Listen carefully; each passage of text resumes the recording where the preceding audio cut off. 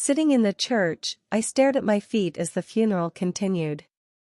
Next to me sat my best friend, Max. Max leaned over as he took my hand, whispering in her ear, "You holding up Chloe?"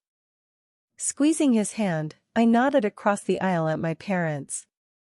It made me sick as my parents looked like they were celebrating. When the priest finished the church service, we followed behind the coffin for the walking procession to the graveyard.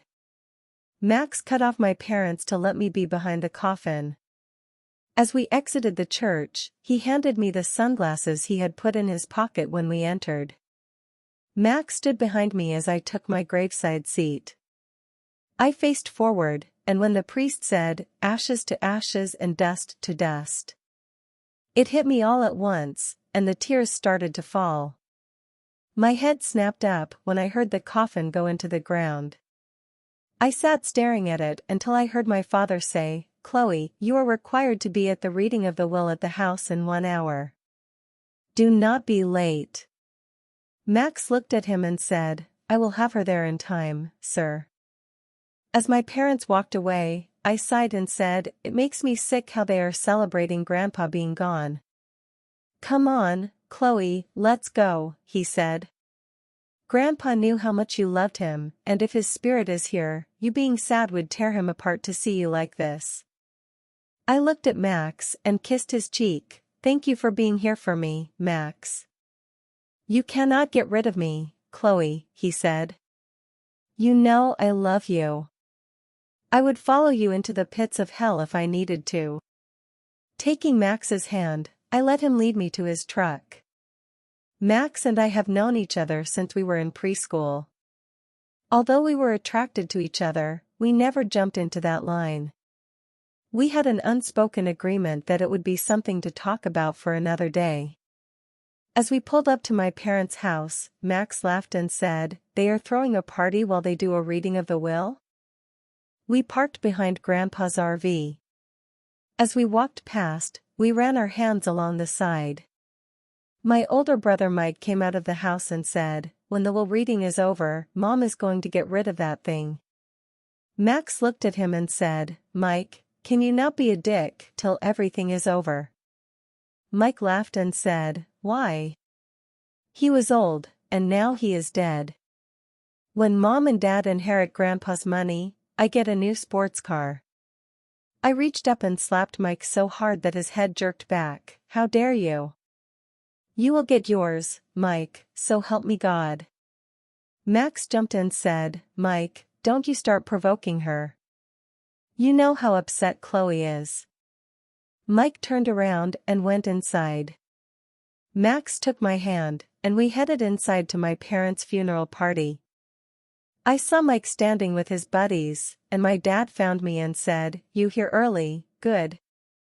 Go to the office. Grandfather's lawyer is waiting." Max leaned over and said, "I will get us plates and go to your room." I walked into the office and saw Mr. Jackson speaking with my mother. When I walked in, Mr. Jackson turned to me and said, "Chloe, I am so sorry for your loss. I know you would rather be anywhere but here, but you are needed here for the reading. I promise I will make this quick for you, all right?" "Thank you, Mr. Jackson. I need today to be over with," I said as he directed me to the chair next to the desk. My father and brother came in, and everyone sat down. Mr. Jackson said, "We are here to go over the will of Marshall Phillips. Marshall has made sure you cannot contest this will. If you try to fight the will, you will lose everything left to you. I need you all to reply you understand."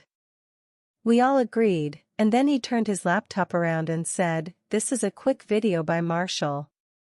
Please do not say anything while it's playing." The video started showing the office we were in, and then Grandpa sat in the chair. He looked at the camera and asked, "Mr. Jackson, are we ready?" We heard Mr. Jackson confirm the video was recording, and he looked at the camera and said, "Well, you all know I am dead. But you are all about to get the shock of your life. I will be watching you all, and believe me, I am saying you are all about to get what you deserve."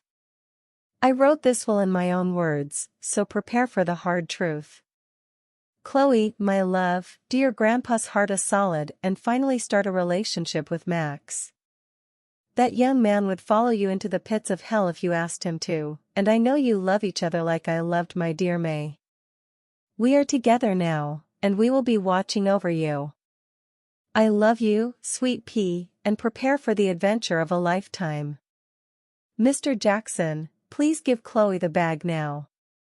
The video ended, and Mr. Jackson said, Chloe, these are journals written by your grandfather and are for your and Max's eyes only. Your grandfather said you would understand what to do with these.